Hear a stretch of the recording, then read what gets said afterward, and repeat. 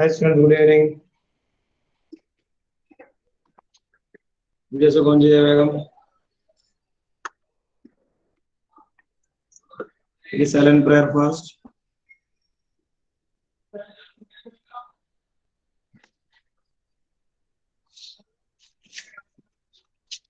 വേഗം നിങ്ങളല്ലേ എന്റെ വീഡിയോസ് ഓൺ ആവാനുണ്ട് ഒരുപാട് വീഡിയോസ് ഓൺ ആവാനുണ്ട്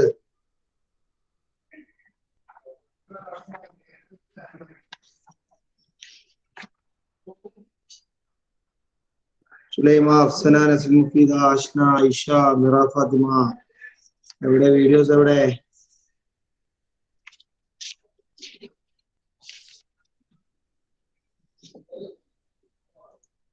നമ്മൾ പഠിപ്പിച്ച കാര്യങ്ങൾ പെട്ടെന്ന് നോക്കി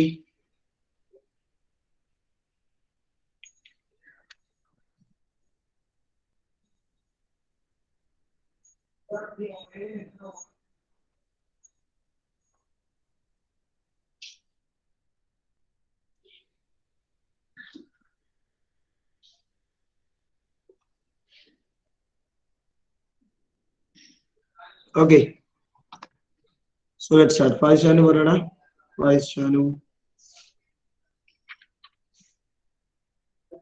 How atomic size varies down the group. How the atomic size varies down the group.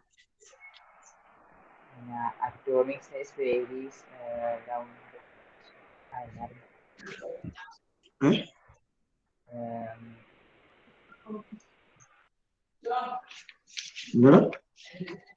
atomic size varies by decreasing the group because the size of the particles they Michelle Khan, atomic size in group. Sir, number of shell increases. Size increases. Atomic size increases. Okay. Faris Mohammed, what happens across a period?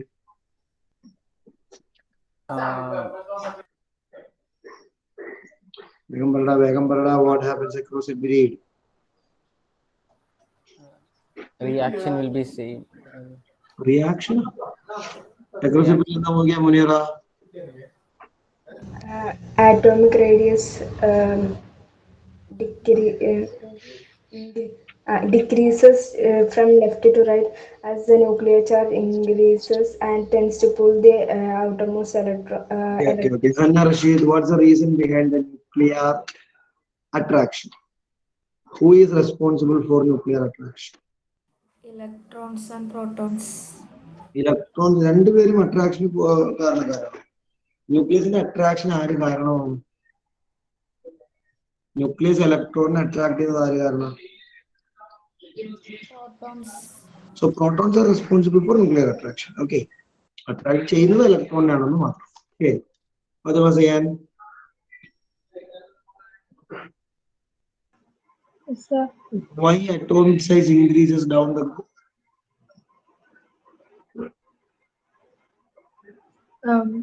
Attraction കൂടുമ്പോൾ size. Why atomic size increases down the group, Neha? Increase in nuclear charge. Increase in nuclear charge. Hanna Fatima. The electrons attract and electrons attract ചെയ്ത് അടുത്തൊന്നുണ്ട്. Arfas. Sir, question എന്തായിരുന്നു? Why atomic size increases down the group? Because the number of shells increase ചെയ്യുമ്പോഴാണോ? Number of shell increases. Khadija Zia, what happens to atomic radius across a period?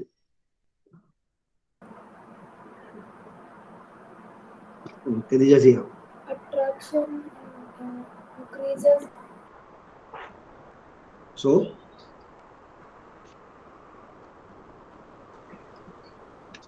ബാക്കി ഒന്നും മറിച്ച് നോക്കിയിട്ടില്ല. അത് text മറിച്ച് നോക്കാതെ ക്ലാസ്സിൽ കയറുന്നതിന്റെ പ്രശ്നമാണ്. Nanditha, what happens to atomic radius across a period? It decreases. Why? Nuclear attraction, protons attract electrons, and so therefore the atomic shell attracts reason clear അല്ല ഒന്നോടെ വേഗം ഒന്നോടെ. nuclear attraction. ആ Protons electrons ne attract ചെയ്യും. English. Sorry.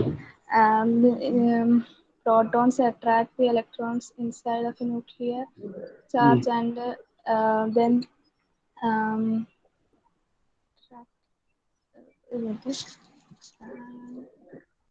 വായിച്ച് പഠിച്ചിട്ടില്ല Abana. Yes, sir.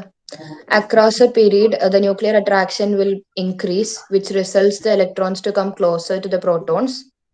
So the atomic size increases. Atomic size? Decrease. Nuclear attraction increases, the electrons come closer to the nucleus. As a result, atomic size decreases. That's the reason.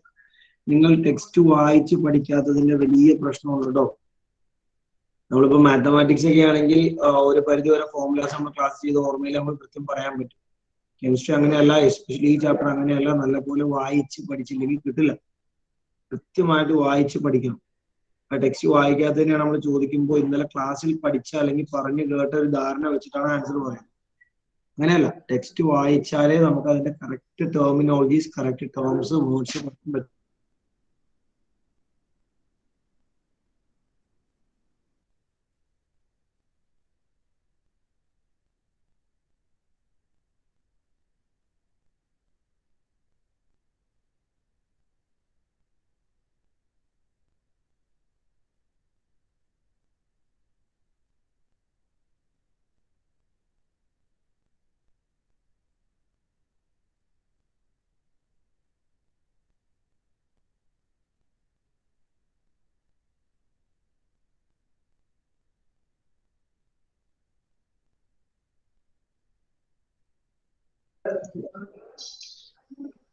Okay അല്ലേ? Okay ശരി. So ഞാൻ പറഞ്ഞു വന്നത് text book വായിക്കാത്തതിന്റെ issues നിങ്ങളുടെ ആൻസറിങ്ങിലുണ്ട്. കേൾക്കുമ്പോൾ തന്നെ അറിയാം. കാരണം എസ്പെഷ്യലി ഈ ചാപ്റ്ററിലൊക്കെ എന്ന് പറഞ്ഞാൽ നമ്മളൊരു വൺ വേർഡ് അല്ല, കൃത്യമായ റീസൺ ഒരു ക്വസ്റ്റ്യൻ, നമ്മൾ എന്താ പറയുക, പാസേജ് ക്വസ്റ്റ്യൻ പോലെ, പാരഗ്രാഫ് പോലത്തെ ക്വസ്റ്റ്യൻസ് ആണ്. നമ്മൾ ജസ്റ്റ് ഇപ്പോ എന്താ അറ്റോമിക് സൈസ് ചോദിക്കും പോലെ അല്ലല്ലോ. ഇത്തരം റീസൺസ് എന്ന് പറയാൻ കൃത്യം വായിച്ച് പഠിച്ചാൽ മാത്രമേ നമുക്ക് ആ ടെർമിനോളജീസ് കൃത്യമായിട്ട് മനസ്സിലാക്കുള്ളൂ. അതിന്റെ വലിയ പ്രശ്നങ്ങൾ ആൻസറിങ്ങിനുണ്ട്. അത് നമുക്ക് പിന്നീട് ചർച്ച ചെയ്യാം. ആ വിഷയങ്ങള് ഓഫീസിൽ നിന്നൊക്കെ വിളിച്ചു കഴിയുമ്പോൾ അത് കുറച്ചുകൂടെ കൃത്യമായിട്ട് ചർച്ച ചെയ്യാനുള്ള അവസരം കിട്ടും. ഓക്കെ. അപ്പൊ നമ്മൾ ഇന്നലെ ഈ മെറ്റാലിക് നോൺ മെറ്റാലിക് നേച്ചറുമായി ബന്ധപ്പെട്ട് ഡിസ്കഷനൊന്നും തുടങ്ങിയില്ല എന്നാണ് എന്റെ ഓർമ്മ. തുടങ്ങിയായിരുന്നോ? ഇല്ല. ഓക്കെ, കേട്ടോ. നമ്മള് പീരിയോഡിക് ടേബിളിലുള്ള 118ഓളം എലമെന്റ്സില് മെറ്റൽസ് ആയവരും നോൺ മെറ്റൽ ആയവരും ഈ രണ്ടിലും പെടാതെ മെറ്റലോയിഡ് എന്ന് പറയുന്ന കൂട്ടത്തിൽപ്പെട്ടവരൊക്കെ ഉണ്ട്. ഓക്കെ, ശ്രദ്ധിച്ചേക്കണേ. ഈ മെറ്റൽ എന്നുള്ള പേര് കേൾക്കുമ്പോഴേ അവരൊരു ഫിസിക്കൽ സ്റ്റേറ്റ് എന്തായിട്ട് നമുക്ക് ഫീൽ ചെയ്യുന്നത്? സോളിഡ് ആണോ, ലിക്വിഡ് ആണോ, ഗ്യാസ് ആണോ? അമാൻ സോളിഡ്. ശരി. നോൺ മെറ്റൽ എന്ന് പറയുമ്പോഴോ ഫിദ ഫാത്തിമ?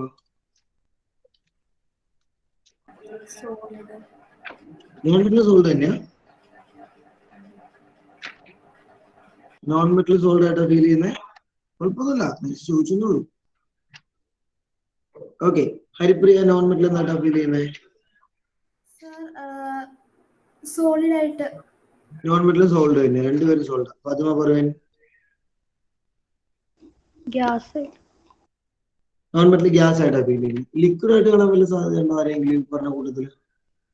മെറ്റലോ നോൺ മെറ്റലോ ലിക്വിഡ് ആയിട്ട് വരാൻ സാധ്യതയുണ്ടോ?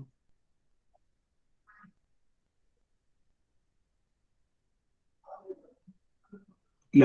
കെവിൻ, ഏതെങ്കിലും മെറ്റലോ നോൺ മെറ്റലോ ലിക്വിഡ് ആയി വരാൻ സാധ്യതയുണ്ടോ? മെർക്കുറി ലിക്വിഡ് അല്ലേ? മെർക്കുറി ലിക്വിഡ് ആണ്. മെറ്റലാണോ നോൺ മെറ്റലാണോ? മെറ്റലാണ്. ഓക്കെ. സാധാരണ നമ്മളൊരു തെറ്റിദ്ധാരണയാണ് മെറ്റൽസ് എന്ന് പറഞ്ഞാൽ സോളിഡ് ഷേപ്പിലുള്ള എന്ന് മാത്രമല്ല, മെറ്റൽ എന്ന് കേൾക്കുമ്പോൾ ഹാർഡ് ആയിട്ടാണോ സോഫ്റ്റ് ആയിട്ടാണോ നമുക്ക് ഫീൽ ചെയ്യുന്നത്? സുഹൈബേ, കഴുത്തൊടിക്കലടാ, കഴുത്തോടെ ഇരുന്നോട്ടടാ. ആവശ്യമുള്ള സാധനമല്ലേ അത്? ആവശ്യമില്ലാത്തില്ലല്ലോ, കുറച്ചുള്ള സാധനമാണോ? ഇനി കഴുത്തൊടിക്കണ എനിക്ക് പേടിയോ ഇരുന്നിട്ട്. ആ പറ പറ പറ പറ പറ വീഡിയോ ഓഫ് ചെയ്ത് പോലെ ഇങ്ങോട്ട് വാ പോലെ പറ. മെറ്റൽ കേൾക്കുമ്പോൾ നമുക്ക് ഹാർഡ് ആയിട്ടാണ് ഫീൽ ചെയ്യുന്നത്. ഓക്കെ, അപ്പൊ നമ്മളുടെ ചില തെറ്റിദ്ധാരണകളാണ്, രണ്ട് പ്രധാനപ്പെട്ട തെറ്റിദ്ധാരണകളാണ്. ഒന്ന്, ഈ മെറ്റൽ എന്ന് പറയുന്ന ആള് സോളിഡ് ആണ്. ശ്രദ്ധിച്ചു കേട്ടോ. നമുക്ക് ആദ്യം ആ തെറ്റിദ്ധാരണ പൊളിക്കണം. നമ്മളുടെ ഒന്നാമത്തെ ധാരണ മെറ്റൽ ഈസ് ഹാർഡ് എന്നുള്ളതാണ്. രണ്ടാമത്തെ ധാരണ മെറ്റൽ സോളിഡ് ആണെന്നുള്ളതാണ്. ഇത് രണ്ടും നമ്മളുടെ തെറ്റിദ്ധാരണയാണ്. കാരണം ഞാൻ ചോദിക്കാം, സോഡിയം നമ്മൾ ഒരുപാട് ചർച്ച ചെയ്ത, ഒരുപാട് കോമ്പൗണ്ടിൽ കണ്ടിട്ടുള്ള ആളാണ്. ഈ സോഡിയത്തിന്റെ സ്വഭാവം എന്താ? Is it A metal or A non metal? Sodium Asiya, sodium metal ആണോ നോൺ മെറ്റൽ ആണോ? മെറ്റലാണ്, ഒരു സംശയമുണ്ട്. Sodium is A metal. Okay, sodium metal ആണ് എന്ന് നമ്മൾ പറയുമ്പോൾ തന്നെ ശ്രദ്ധിച്ചു കേട്ടോ, അവൻ ഹാർഡ് ആണോ സോഫ്റ്റ് ആണോ? ഹാർഡ് ആണോ സോഫ്റ്റ് ആണോ? എന്താ ഫീൽ ചെയ്യുന്നത് എവിൻ ബിനു? സോഡിയം ഹാർഡ് ആണോ സോഫ്റ്റ് ആണോ? സോഫ്റ്റ് അല്ലേ? സോഫ്റ്റ് ആണ്. ഞാൻ ക്ലാസ്സിൽ ഇതിനു മുമ്പ് കാണിച്ചു തന്നിട്ടുണ്ട്. നമ്മൾ ഈ പറഞ്ഞ ബ്ലേഡ് വെച്ചിട്ട് സോഡിയം മുറിക്കുന്നു അല്ലേ? ഹാർഡായ സാധനം അങ്ങനെ മുറിയോ? ഹാർഡാണെങ്കിൽ മുറിയോ? ഇല്ല, ഹാർഡാണെങ്കിൽ മുറിയില്ല. അപ്പൊ ഈവൻ ഒരു ബ്ലേഡ് വെച്ച് പോലും മുറിക്കാൻ പറ്റുന്ന റബ്ബർ പോലെ ഇരിക്കുന്ന ഐറ്റമാണ് നമ്മൾ ഈ പറയുന്ന സോഡിയം. ഓക്കെ, അപ്പോ മെറ്റൽസ് എന്ന് പറയുന്ന ആള് ഹാർഡ് ആയിരിക്കണമെന്ന് യാതൊരു നിർബന്ധമില്ല. ശരി, അടുത്ത സംഗതി. അപ്പൊ ഹാർഡ് എന്നുള്ള തെറ്റിദ്ധാരണ നമ്മൾ മാറ്റുന്നു. അടുത്ത രണ്ടാമത്തെ പ്രധാന തെറ്റിദ്ധാരണയാണ് ഇവരെല്ലാവരും സോളിഡ് ആണെന്നുള്ളത്. അതും യാതൊരു നിർബന്ധമുള്ള കാര്യമല്ല. കാരണം മെർക്കുറി എന്ന് പറയുന്നത് ഒരു മെറ്റലാണ്, പക്ഷെ അവൻ സോളിഡ് അല്ല, പകരം അവൻ ഒരു ലിക്വിഡ് ആണ്. ക്ലിയർ ആയോ? So we cannot say that metals are solid and hard. There are metals which are liquid, there are metals which are soft. അങ്ങനെയൊക്കെയുള്ള ആൾക്കാരുണ്ട്. ഓക്കെ, ശരി. ഇനി നിങ്ങൾ പീരിയോഡിക് ടേബിൾ എടുത്തേ വേഗം. Page number 86, page number 86 text ബുക്കിലെ periodic table വേഗം. Text ബുക്കിലെ ടേബിൾ ഇല്ലാത്തവർ ആരെങ്കിലും ഉണ്ടോ? എനിവൺ? ആ പേജ് ഇല്ല എന്നൊക്കെ പറഞ്ഞ ആരൊക്കെയോ ഉണ്ടായിരുന്നു. നിങ്ങൾ ആരെങ്കിലും ഉണ്ടോ? ഒന്ന് പറഞ്ഞേ. ടെക്സ്റ്റ് ബുക്കിൽ പീരിയോഡിക് ടേബിൾ ഇല്ലാത്തവരാരെങ്കിലും? എല്ലാവർക്കും ഉണ്ട്. ഓക്കെ, ആ ടേബിളില്, കൃത്യം ടേബിളിന് മുകളിൽ ആ കളർ കോഡിന്റെ എക്സ്പ്ലനേഷൻ കൊടുത്തിട്ടുണ്ട്. Metal, metalloid, non metal. കണ്ടോ? ശരി, ആ കളർ കോഡ് നോക്കിയിട്ട് നിങ്ങൾ ഒബ്സർവ് ചെയ്യേണ്ട സംഗതികളെ ഞാൻ പറയാം. ഒന്ന്, പീരിയോഡിക് ടേബിളിലുള്ളതിൽ ഭൂരിഭാഗം ആരാണ്? രണ്ട്, നോൺ മെറ്റൽ എന്ന് പറയുന്ന ആൾ ഏത് സൈഡിലാണ് വന്നത്? ഈ രണ്ട് കാര്യങ്ങളാണ് നിങ്ങൾ മെയിൻ ആയിട്ട് ഒബ്സർവ് ചെയ്യേണ്ടത് കേട്ടോ. ഒന്ന് നോക്കിയാൽ വേഗം നമ്മുടെ ടേബിൾ എവരിവൺ.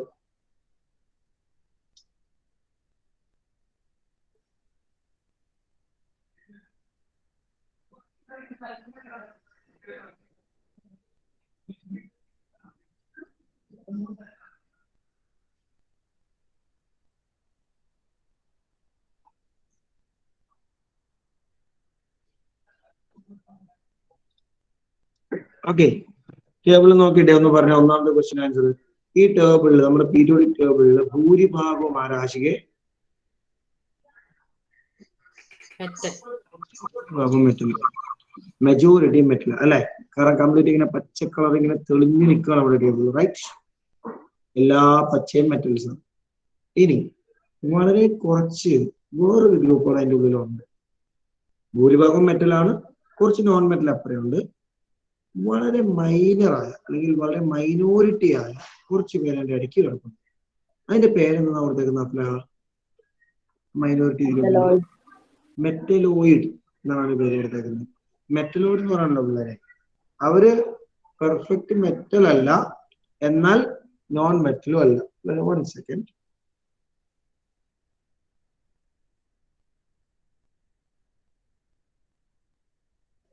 സോറി, മെറ്റലോയിഡ് എന്ന് പറയാനല്ലോ, മെറ്റലും അല്ല നോൺ മെറ്റലും അല്ല. അവർ മെറ്റലിന്റെയും നോൺ മെറ്റലിന്റെയും സ്വഭാവം എക്സിബിറ്റ് ചെയ്യും. ശരിക്കും നമ്മൾ മെറ്റലോയിഡ്സിനെ പറയാം മെറ്റലിൽ നിന്നും നോൺ മെറ്റലിലേക്ക് ട്രാൻസ്ഫർ ആവുന്നവരെന്നൊക്കെ നമ്മൾ പറയാം. ഓർത്താൽ മതി, metalloids are semi metals. They exhibit the property of both metals and non metals. അങ്ങനെയും ചെറിയൊരു വിഭാഗം ഉണ്ട് കേട്ടോ. അവരാണ് അവിടെ ഒരു പിങ്ക് കളറിൽ കാണിച്ചിരിക്കുന്നത്. കണ്ടില്ലേ? ഇങ്ങനെ 3 ടൈപ്പ് ആൾക്കാരാണ് നമ്മുടെ പീരിയോഡിക് ടേബിളിൽ ഉള്ളത്. എന്റെ മെയിൻ ഡിസ്കഷൻ വരുന്നത്, നമ്മൾ പറഞ്ഞു മെറ്റൽ എന്ന് പറഞ്ഞാൽ അതിൽ സോളിഡും ലിക്വിഡും ഉണ്ട്, അതിൽ സോഫ്റ്റ് ആയാലും ഹാർഡ് ആയാലും ഉണ്ട് എന്നൊക്കെ നമ്മൾ പറഞ്ഞു അല്ലേ? അപ്പൊ എങ്ങനെ നമുക്കൊരു മെറ്റലിനെ ഡിഫൈൻ ചെയ്യാം എന്നുള്ളത് നമുക്ക് ഡിസ്കസ് ചെയ്യാം. അതിലേക്ക് നമുക്ക് വരാം. ഇൻട്രൊഡക്ഷൻ വായിച്ചിട്ടുണ്ടോ? എടുത്ത പേജ് നമ്പർ 89 എടുത്ത വീണ്ടും 89. സാർ ആ സാർ ആ പീരിയോഡിക് ടേബിളിൽ ഓരോ ഫോർമുലയിലും താഴെ നമ്പർ കൊടുത്തിട്ടുണ്ടോ? ഏത് നമ്പറാണ് എക്സാമ്പിൾ ഈ പറഞ്ഞു? മറ്റേ 86 ലിഥിയത്തിന്റെ താഴെയുള്ള ഏത് നമ്പറാണ് ഉദ്ദേശിച്ചത്? 6.9. Atomic mass. ഓക്കെ, ശരി. അപ്പോ text book 89 metallic and non metallic nature എന്ന പേരില് ഒരു ഹെഡിങ് കിടക്കുന്നു. കണ്ടില്ലേ? അവരുടെ ആക്ടിവിറ്റി ഒക്കെ പറയുന്നുണ്ട്, മൈൻഡ് ഒന്നും വേണ്ട. ഏതാണ് അലി റഷീദ് വായിച്ച paragraph? As we can see. As we can see, the metals like sodium and magnesium are towards the left-hand side of the periodic table, while the non-metals like sulfur and chlorine are found on the right-hand side. In the middle, we have silicon, which is classified as a semi-metal or metalloid because it exhibits some properties of both metals and non-metals. In the modern periodic table, a zigzag line separates metals from non-metals. The bold-line elements boron, silicon, germanium, arsenic, antimony, tellurium, and polonium are intermediate in properties and are called metalloids or semi-metals. As you have seen in chapter 3, metals tend to lose electrons. Okay, അപ്പൊ അവിടെ just ഒരു introduction മാത്രമാണ്. നമ്മൾ പഠിക്കേണ്ടതായ കാര്യങ്ങളൊന്നും അവിടെ പറയുന്നില്ല.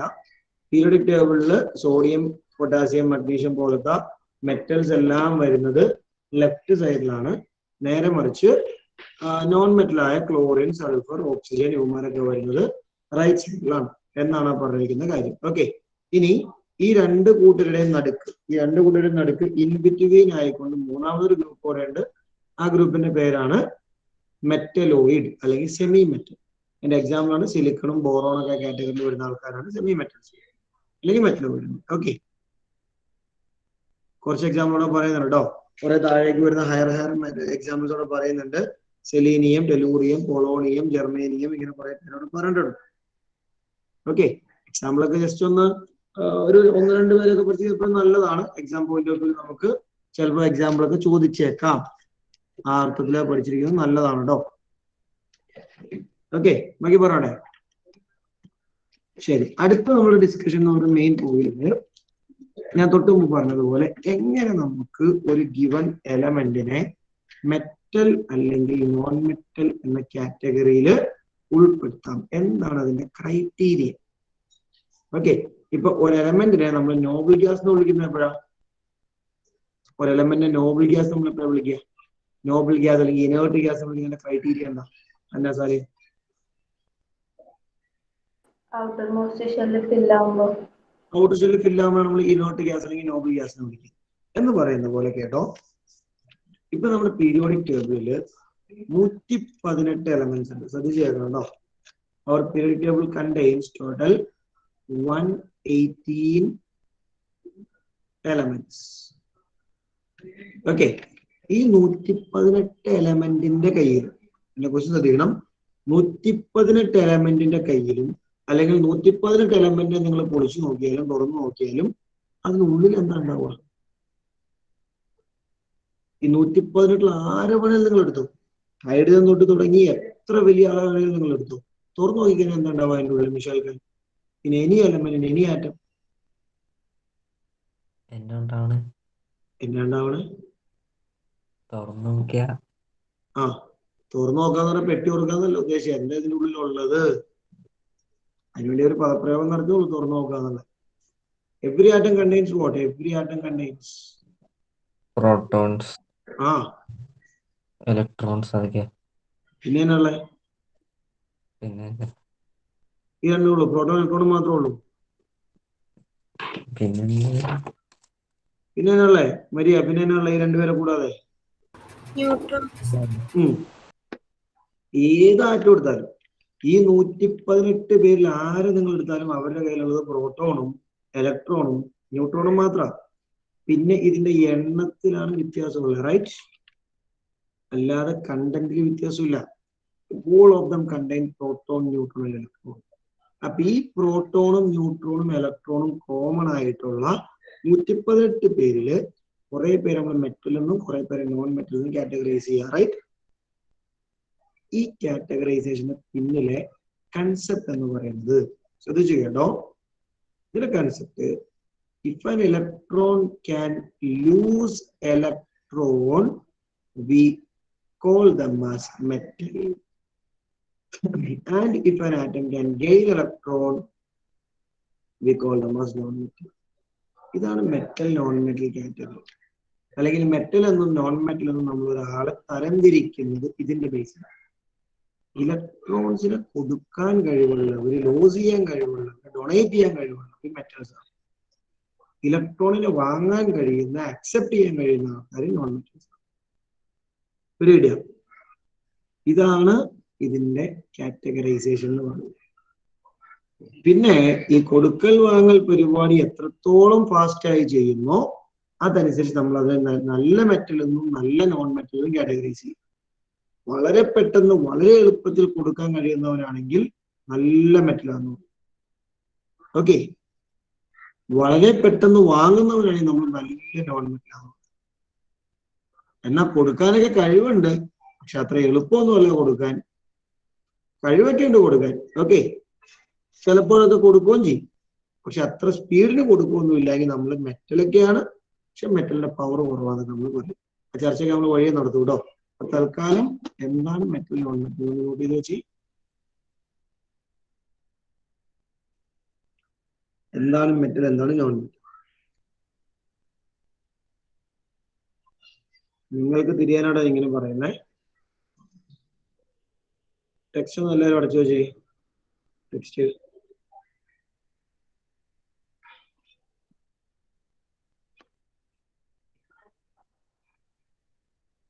അടച്ചു.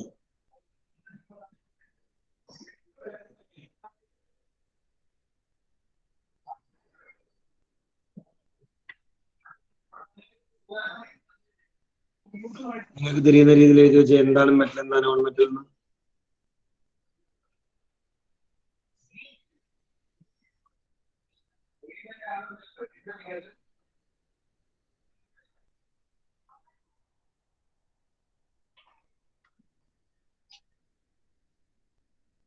കഴിഞ്ഞോ? അവിടെ ഡൗട്ട് ചോദിക്കണേ.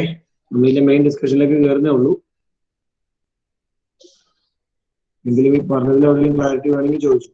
ഇല്ലാതെ ഇതിനെ ഡിസ്കസ് ചെയ്യാൻ പോകുന്ന കാര്യം എന്താണെന്ന് മനസ്സിലാവുള്ളൂ.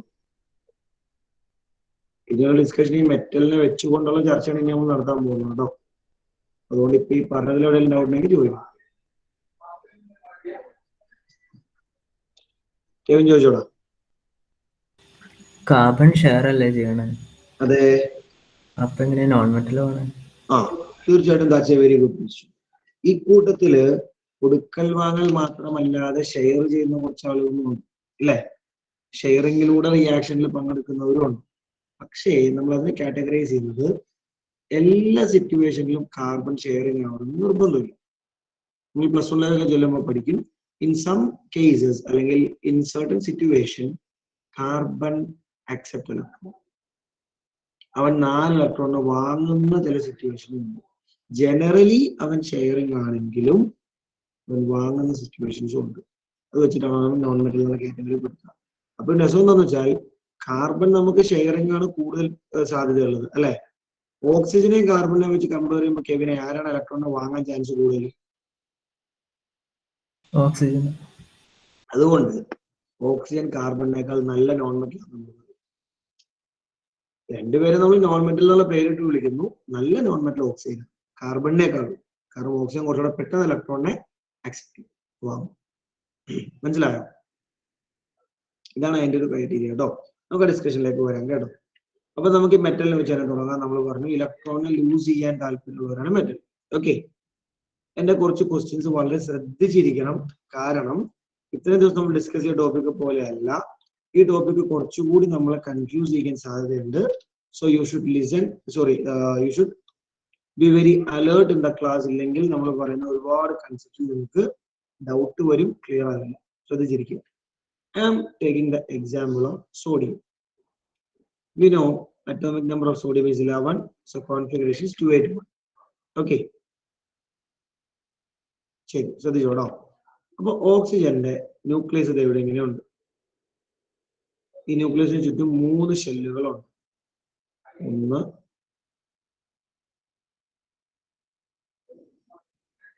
കളേഴ്സ് കൊടുക്കാം. ദെൻ രണ്ടാമത്തെ ഷെല്ല്.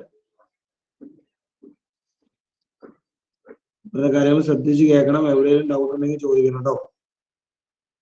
രണ്ടാമത്തെ ഷെല്ല്. Also we have 1.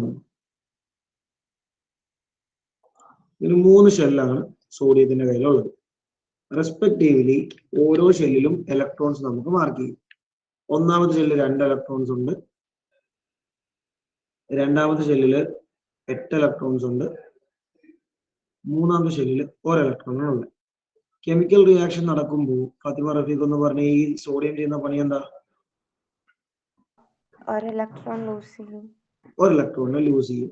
ഇനി ഈ 1 ഇലക്ട്രോൺ എവിടെ നിന്നാണ് ചാടുക എന്ന് നമ്മൾ പഠിച്ചിട്ടുള്ളത്? ഹന്ന റഷീദ്, ഏത് ഷെല്ലിൽ നിന്ന് ഇലക്ട്രോൺ ചാടി പോവാ? ലാസ്റ്റത്തെ ഷെല്ലിൽ നിന്ന്. എന്റെ ചോദ്യം, എന്തുകൊണ്ടായി ഒന്നാമത്തെ രണ്ടാമത്തെ ഷെല്ലിൽ നിന്ന് ചാടാത്ത? എന്തിനാണ് ഈ അവസാന ഷെല്ലിൽ നിന്ന് ചാടുന്നത് നിർബന്ധം? ഒന്നാമത്തേന്നോ രണ്ടാമത്തേന്നോ, ഒന്നാമത്തെ 2 ഇലക്ട്രോൺ ഉണ്ടല്ലോ, രണ്ടാമത്തെ 8 പേരുണ്ടല്ലോ, എന്തുകൊണ്ട് അവിടെ നിന്ന് ചാടിക്കുക? അത് പറയാം സഫീലെ, എന്തുകൊണ്ട് അവിടെ നിന്ന് ചാടിക്കുക? അത് ഷെല്ല് റിയാക്ട് ചെയ്യില്ലായിരിക്കും. എന്തുകൊണ്ട് അവർ റിയാക്ട് ചെയ്യില്ല? അത് ഫുൾ ഇലക്ട്രോൺ ഫുൾ കവർ. അവിടെ ഇലക്ട്രോൺ ഫുൾ ആയതുകൊണ്ട്, മാക്സിമം അവിടെ ഫിൽ ആയതുകൊണ്ട് ഒരു പോസിബിൾ റീസൺ ആണ് തീർച്ചയായിട്ടും. Aman Mohsin, any other point to connect? അല്ലാതെ അത് രണ്ട് സ്റ്റേബിൾ ആയതുകൊണ്ട് ഓൾറെഡി നമ്മുടെ സ്റ്റേബിൾ ആണ്, ഇപ്പോൾ അവിടുന്ന് പ്രത്യേകിച്ച് ആടേണ്ട ആവശ്യമില്ല. ശരി, any other point to connect along with that? Minha?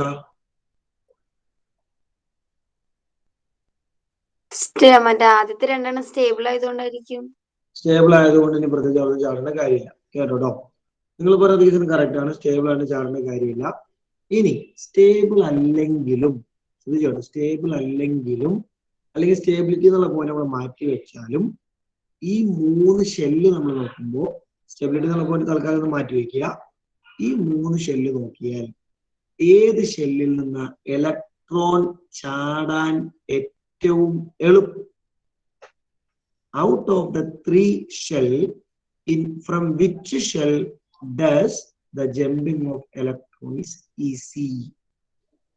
Question വ്യക്തമാണോ എല്ലാവർക്കും? സ്റ്റേബിൾ എന്നുള്ള പോയിന്റ് നിങ്ങൾ തൽക്കാലം മാറ്റി വയ്ക്കുക. ആ പോയിന്റ് കൺസിഡർ ചെയ്യാതെ ഈ 3 ഷെല്ലിൽ എവിടെ നിന്നായിരിക്കും ചാടാൻ ഏറ്റവും എളുപ്പം എന്ന് നിങ്ങൾക്ക് ഫീൽ ചെയ്യുന്നു? ശബ്ദം കേൾക്കുന്നില്ലെങ്കിൽ പറഞ്ഞോ. നിങ്ങൾക്ക് ഫീൽ ചെയ്യുന്നത് എവിടെ നിന്ന് ചാടാനാണ് എളുപ്പം എന്നാണ്? സഞ്ജയ്? എന്താ കാരണം? അതല്ലേ സിമ്പിൾ. ഇതിന്റെ കാരണം സിമ്പിൾ കാരണം റീസണാണ് നമുക്ക് വേണ്ടത്. എവിടെ എനിക്ക് സുഖമായി? എന്തുകൊണ്ട്? ഒന്നോട് പറഞ്ഞേ. I like that point. ആ പോയിന്റ് എനിക്ക് ഇഷ്ടപ്പെട്ടു. ഔട്ടർ മോസ്റ്റ് ഷെല്ലിൽ നിന്നുള്ള കാര്യത്തിൽ ഒരു സംശയവും വേണ്ട. അവസാനത്തെ ഷെല്ലിൽ നിന്നാണ് ഇലക്ട്രോൺ ചാടുള്ളൂ. അതിന്റെ കാരണം നിങ്ങൾ കേട്ടോ, ഈ ഇരിക്കുന്ന ന്യൂക്ലിയസിന് പോസിറ്റീവ് പവർ ഉണ്ട് അല്ലെ? നമ്മൾ ഇന്നലെ പഠിച്ചത്. ഈ പോസിറ്റീവ് പവർ വെച്ചിട്ടുണ്ടല്ലോ ന്യൂക്ലിയസ്, വളരെ ശ്രദ്ധിച്ചിരുന്നോ, ന്യൂക്ലിയസ് ഈ ഇലക്ട്രോണിനെ അട്രാക്ട് ചെയ്യും, ഈ ഇലക്ട്രോണിനെ അട്രാക്ട് ചെയ്യും, ഈ ഇലക്ട്രോണിനെ അട്രാക്ട് ചെയ്യും, എല്ലാ ചുറ്റുമുള്ള ഇലക്ട്രോണിനെയും അട്രാക്ട് ചെയ്യും. ഓക്കെ, അപ്പൊ ന്യൂക്ലിയസിന്റെ അട്രാക്റ്റീവ് ഫോഴ്സിലാണ് മറ്റുള്ള ഇലക്ട്രോൺസ് എല്ലാം നിൽക്കുന്നത്. ന്യൂക്ലിയസ് ബാക്കി എല്ലാ ഇലക്ട്രോണിനെയും അട്രാക്ട് ചെയ്ത് പിടിച്ചേക്കാണ്. ക്ലിയർ? അപ്പൊ ഒന്നാമത്തെ ഷെല്ല് 2 പേരെ അട്രാക്ട് ചെയ്ത് പിടിച്ചിട്ടുണ്ട്, രണ്ടാമത്തെ ഷെല്ല് 8 പേരെ അട്രാക്ട് ചെയ്ത് പിടിച്ചിട്ടുണ്ട്, മൂന്നാമത്തെ ഷെല്ല് ഒരാളെ അട്രാക്ട് ചെയ്ത് പിടിച്ചിട്ടുണ്ട്. എല്ലാവരും അട്രാക്ട് ചെയ്ത് പിടിച്ചേക്കുക. ഈ അട്രാക്റ്റീവ് ഫോഴ്സ് ഏറ്റവും മിനിമം ഇൻഫ്ലുവൻസ് ചെയ്യുന്നത് ആരായിരിക്കും? ഇത്രയും പേരിൽ അട്രാക്റ്റീവ് ഫോഴ്സിന്റെ പവർ ഏറ്റവും കുറവ് എത്തുന്നത് ആരിലേക്കായിരിക്കും? അഫ്ലഹ, എന്താ കാരണം? തൊട്ടടുത്തുള്ള അത്രയും അടുത്തിരിക്കണേനല്ലോ പെട്ടെന്ന് അട്രാക്ട് അബ്സല്യൂട്ട്ലി, ഒരു സംശയമില്ല. ഈ കാണുന്ന ഒറ്റയാരൊരുത്തൻ ഇവിടെ ഇരിക്കുന്നത് ഏറ്റവും ഡിസ്റ്റൻസിലാണ് അല്ലെ? ഉള്ളവരിൽ തന്നെ ഏറ്റവും ദൂരെ അവരിയ്ക്കുന്നത്. ദൂരം കൂടുന്തോറും അട്രാക്ഷന്റെ പവർ കുറയും എന്നല്ല നമ്മൾ പറഞ്ഞത് അല്ലെ? അപ്പൊ ഏറ്റവും ദൂരെ ഇരിക്കുന്ന അവനായതുകൊണ്ട് അവരിലായിരിക്കും ഏറ്റവും മിനിമം അട്രാക്റ്റീവ് ഫോഴ്സ്. അതുകൊണ്ട് തന്നെ ഈ ഇരിക്കുന്ന ആൾക്കാരിൽ ഏറ്റവും വേഗം പുറത്തേക്ക് ചാടാൻ സാധ്യതയുള്ളത് ഇവര് പെട്ടെന്ന് പുറത്തേക്ക് ചാടാൻ പറ്റും. കാരണം ന്യൂക്ലിയസിനുള്ള അട്രാക്ഷൻ ഏറ്റവും കുറവാണല്ല. നിങ്ങൾ തന്നെ ആലോചിച്ച് നോക്കി, ക്ലാസ് റൂമിൽ ഏറ്റവും അധികം അഭ്യാസം ഒപ്പിക്കാൻ പറ്റിയ ഏത് ബെഞ്ചിലിരുന്നാലാ? ഏത് ബെഞ്ചിലിരിക്കുമ്പോഴേ ഏറ്റവും അധികം അഭ്യാസം ഒപ്പിക്കാൻ പറ്റുക? എവിടെ ഇരിക്കുമ്പോഴാ പൈസനോ?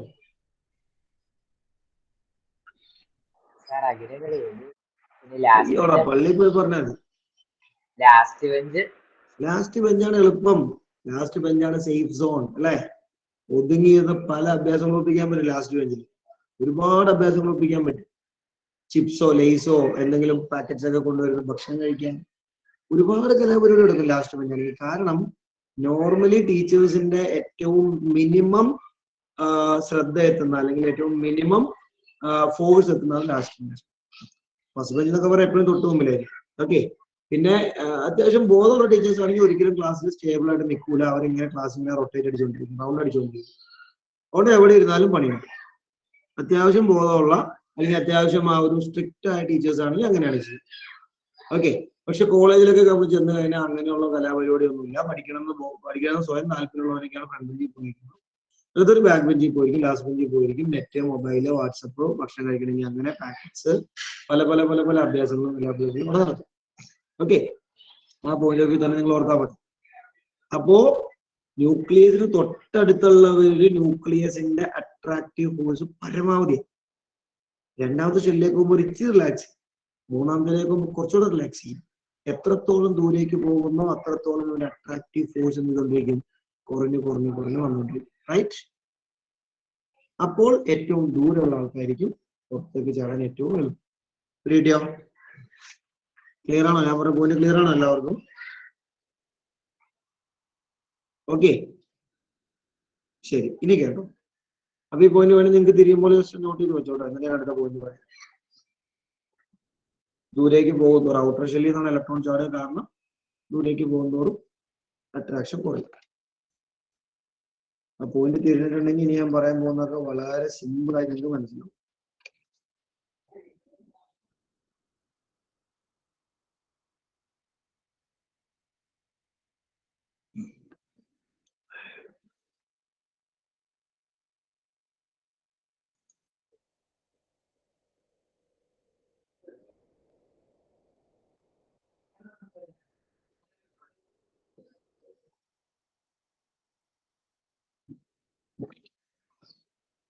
എഴുതിയോ?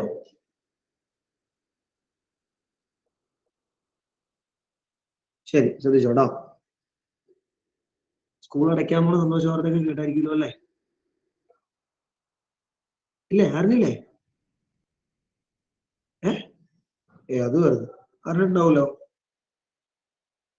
4 ദിവസം കൂടെ ക്ലാസ് ഉള്ളൂ. തിങ്കൾ, ചൊവ്വ, ബുധൻ, വ്യാഴം. വെള്ളിയാഴ്ച അടയ്ക്കും. 21 സ്കൂൾ അടയ്ക്കും.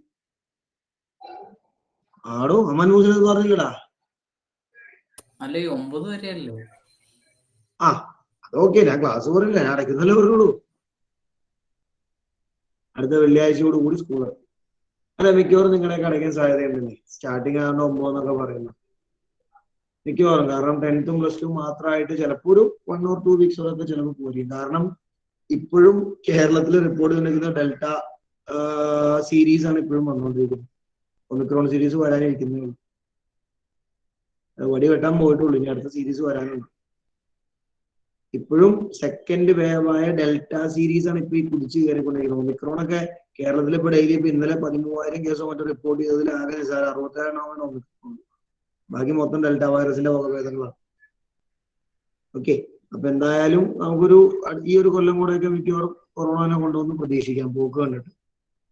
ഇനിയിപ്പോ ഡെൽറ്റയുടെ കെട്ടടങ്ങിയിട്ട് വേണം ഒമിക്രോൺ വരാൻ. കാരണം ഇന്നത്തെ പേപ്പറിലാണെന്ന് ഞാൻ ഓർക്കുന്നില്ല, ഇന്നത്തെ പേപ്പറിലാണോ ഓൺലൈൻ പോർട്ടലാണോ ഓർക്കുന്നില്ല, കൃത്യ ന്യൂസ് ഉണ്ട്. അതായത് സെക്കൻഡ് വേവിന്റെ ഇമ്പാക്ട് തീരുന്നതിന് മുമ്പ് കേരളത്തിൽ തേർഡ് വേവിന്റെ സ്റ്റാർട്ടിങ് ആണെന്നും പറഞ്ഞു. സെക്കൻഡ് വേവിന്റെ തേർഡ് വേവിന്റെ ഒക്കെ മൊത്തം ആകെ തുക 2-3 മാസം അടിച്ച് കയറാനിരിക്കുക എന്നാണ് പറയേണ്ട അർത്ഥം. ഒരു കംപ്ലീറ്റ് ലോക്ക്ഡൌൺ ഒക്കെ അധികം താമസിയാതെ വരുന്ന പ്രതീക്ഷിക്കാം. കാരണം ഡെയിലി 13,000, 20,000, 23,000 ഒക്കെ കേസസ് റിപ്പോർട്ട് ചെയ്ത് കഴിഞ്ഞാൽ, കാരണം ഫസ്റ്റ് ലോക്ക്ഡൌൺ TPR 20% മുമ്പേ കണ്ട എന്റെ ഓർമ്മ ശരിയാണ്. ലോക്ക്ഡൌണിലൊക്കെ എത്തിയേക്കാം, മേ ബി, പറയാൻ പറ്റില്ല. എനിവേ പറഞ്ഞതേ ഉള്ളൂ കേട്ടോ, അല്ലെങ്കിൽ നിങ്ങളെ അറിഞ്ഞിട്ടുണ്ടാവുന്ന ഓർത്തെ. ശരി, പോട്ടെ. അപ്പൊ നമ്മൾ പറഞ്ഞ കാര്യം, അപ്പൊ ഇങ്ങനെയൊക്കെ അവസാനം ചെല്ലുന്ന ഇലക്ട്രോണിക്സ് ആണ് എളുപ്പം. ഇനി അടുത്ത് നമ്മളൊരു കമ്പാരിസൺ നടത്തുന്നത് കേട്ടോ. നമുക്ക് അറിയേണ്ടത് എന്താണെന്നറിയാം, നമ്മൾ അറ്റോമിക് സൈസിനെ കുറിച്ച് പഠിച്ചപ്പോൾ നമ്മൾ ഓർക്കുന്നുണ്ടാവും. ആദ്യം എന്താണ് അറ്റോമിക് സൈസ് നമ്മൾ പഠിച്ചു അല്ലേ? എന്നിട്ട് അറ്റോമിക് സൈസ് ഡൗൺ ദ ഗ്രൂപ്പിൽ എങ്ങനെ ബാധിക്കുന്നു, അക്രോസ് ഈ പീരീഡിൽ എങ്ങനെ ബാധിക്കുന്നു എന്ന് ചർച്ച ചെയ്തു, റൈറ്റ്? എന്ന് പറഞ്ഞ പോലെ ഇപ്പൊ നമ്മള് എന്താണ് മെറ്റലിന്റെ സ്വഭാവം എന്ന് പഠിച്ചു. ഒരു സ്വഭാവം ഇലക്ട്രോണെ കളയാന്നുള്ളതാണ്. എവിടെ നിന്നുള്ള ഇലക്ട്രോണാണ് ചാടുക എന്ന് നമ്മൾ പഠിച്ചു, ശരിയല്ലേ? അടുത്ത് നമുക്ക് ചർച്ച ചെയ്യേണ്ടത് ഈ മെറ്റാലിക് നേച്ചർ ഡൗൺ ദ ഗ്രൂപ്പിൽ എങ്ങനെ ഇൻഫ്ലുവൻസ് ചെയ്യും, അക്രോസ് ഈ പീരീഡിൽ എങ്ങനെ ഇൻഫ്ലുവൻസ് ചെയ്യും, ഇത് നമ്മൾ ചർച്ച ചെയ്യാൻ പോകുന്നത് കേട്ടോ. അപ്പൊ നോട്ട്ബുക്കിൽ സബ് ഹെഡിങ് കൊടുത്തു, മെറ്റാലിക് നേച്ചർ മെയിൻ ഹെഡിങ് കൊടുക്കുക, down the group sub heading കൊടുക്കുക. Metallic nature main heading, down the group sub heading.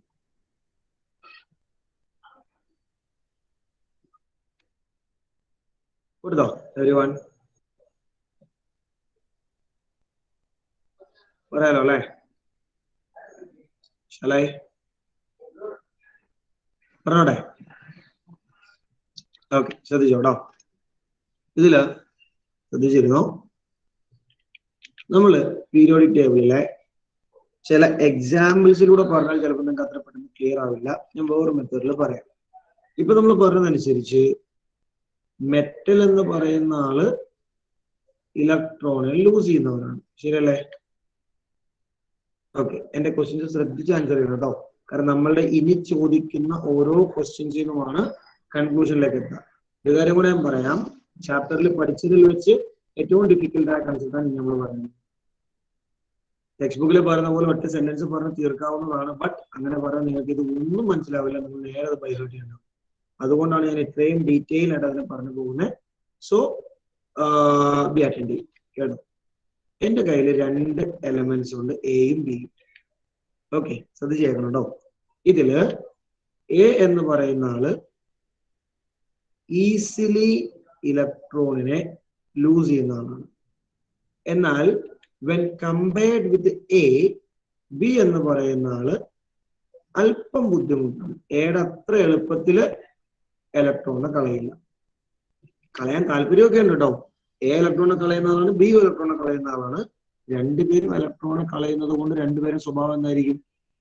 Metal ആയിരിക്കും, നോൺ മെറ്റൽ ആയിരിക്കും? സുഹൈഫെ,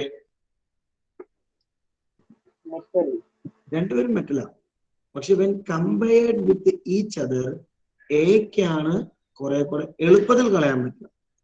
ബിക്ക് കളയാൻ താല്പര്യമുണ്ട്, കളയുകയും ചെയ്യും, പക്ഷെ എയുടെ അത്ര എളുപ്പമല്ല. ഞാൻ കുറെ ക്ലിയർ ആവുന്നുണ്ടോ? ശരി, അങ്ങനെയാണ് എന്റെ ചോദ്യം. ഇതാണ്, ഈ 2 പേരിൽ ബെസ്റ്റ് മെറ്റൽ ആരാണ്? Out of these 2 which is the best metal? ആരെ നിങ്ങൾ ബെസ്റ്റ് മെറ്റൽ എന്ന് വിളിക്കും? സുലൈമ, നമുക്ക് എനെ ബെസ്റ്റ് മെറ്റൽ എന്ന് വിളിക്കും അല്ലേ? ശരിയല്ലേ എവരിവൺ? ഓക്കെ, അടുത്ത ചോദ്യം. അങ്ങനെയാണെങ്കിൽ ഈ 2 പേരിൽ മെറ്റാലിക് നേച്ചർ കൂടുതൽ ആർക്കായിരിക്കും? Metallic nature. Which of these 2 have high metallic nature? Vishal Khan? A. A. അപ്പൊ നല്ല മെറ്റൽ ആണോ എന്നും മെറ്റാലിക് നേച്ചർ എന്ന് പറയുന്ന സ്വഭാവം തീരുമാനിക്കുന്നത് എന്തിന്റെ അടിസ്ഥാനത്തിലാണ് മിൻഹ?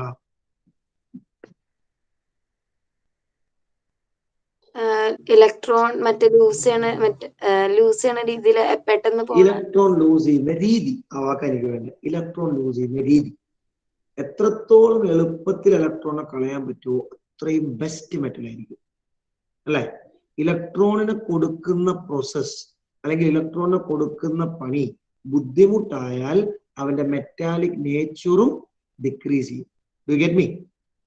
So if it is easy to donate electron or if it is easy to lose electron, the metallic nature increases. If it is difficult to lose electron, metallic nature decreases. വ്യക്തമാണോ ഈ point എല്ലാവർക്കും? പറഞ്ഞ point clear ആണോ? ഞാൻ ഒന്നുകൂടെ repeat ചെയ്യണോ? If it is easy to lose electron, metallic nature increases. If it is difficult to lose electron, metallic nature decreases. വ്യക്തമാണോ? എല്ലാവർക്കും clear ആണോ? എല്ലാവർക്കും ശരി. അപ്പോ ഓരോരോ പോയിന്റായിട്ട് കണക്ട് ചെയ്യാൻ വേണ്ടിയാണോ. അപ്പൊ നമ്മൾ പറഞ്ഞു, ഞാൻ എയും ബി ഒക്കെ ഒന്ന് മാറ്റിയാണേ. മെറ്റൽസ് എന്ന് പറയുന്ന ഇലക്ട്രോൺ കളയുന്നവരാണ്. രണ്ടാമത്തെ പോയിന്റ് നമ്മൾ പറഞ്ഞത് ഈസി ടു ലൂസ് ഇലക്ട്രോൺ ആണെങ്കിൽ, മെറ്റാലിക് നേച്ചർ കൂടും എന്നാണ് നമ്മൾ പറഞ്ഞത്. ക്ലിയർ അല്ലേ? ഇനി അടുത്ത പോയിന്റ് കേട്ടോ. നമ്മൾ കുറെ പോയിന്റ് ഇങ്ങനെ ബാക്കിൽ കണക്ട് ചെയ്ത് വന്നാലേ ഇതിന്റെ കൺക്ലൂഷനിലേക്ക് എത്താൻ പറ്റും. അതുകൊണ്ടാണ് എവിടെ ഇരിക്കുന്ന ഇലക്ട്രോണെ ചാടാൻ എളുപ്പം എന്ന് നമ്മൾ പറഞ്ഞേ. എവിൻ ഗുരു, എവിടെ ഇരിക്കുന്ന ഇലക്ട്രോണെ ചാടാൻ എളുപ്പം? ഔട്ടർ മോസ്റ്റ് ഷെല്ലിലാണ്. ശരി, ഫൈൻ. എന്റെ അടുത്ത ചോദ്യം, ഈ ന്യൂക്ലിയർ അട്രാക്ഷനും ഇലക്ട്രോണിന്റെ റിലീസും തമ്മിലുള്ള ബന്ധം എങ്ങനെയായിരിക്കും? ന്യൂക്ലിയർ അട്രാക്ഷനും ഇലക്ട്രോൺസിന്റെ റിലീസും തമ്മിലുള്ള ബന്ധം എന്തായിരിക്കും? ബന്ധം എന്ന് ഉദ്ദേശിക്കുന്നത് ന്യൂക്ലിയർ അട്രാക്ഷൻ കൂടിയാൽ ഇലക്ട്രോൺസിനെ റിലീസ് ചെയ്യുന്ന പണി എളുപ്പമാവോ പാടാവോ? ഇതാണ് എനിക്കറിയുന്നത്. What happens to the process of losing electron when nuclear attraction increases? Safeel ഒന്ന് പറഞ്ഞ പോലെ കേൾക്കട്ടെ. ന്യൂക്ലിയർ അട്രാക്ഷൻ കൂടിയാൽ ഇലക്ട്രോൺ ലൂസ് ചെയ്യുന്ന പണി ഡിഫിക്കൽട്ട് ആവും. ഇലക്ട്രോണിനെ ലൂസ് ചെയ്യാൻ ഡിഫിക്കൽട്ട് ആണ്. നേരെ തിരിച്ചും പറയാട്ടോ. അപ്പോ ന്യൂക്ലിയർ അട്രാക്ഷൻ കുറഞ്ഞാൽ ഇലക്ട്രോണെ ലൂസ് ചെയ്യുന്ന പണി എങ്ങനെയാവും? അപ്പോ ഫാത്തിമ പർവീൻ,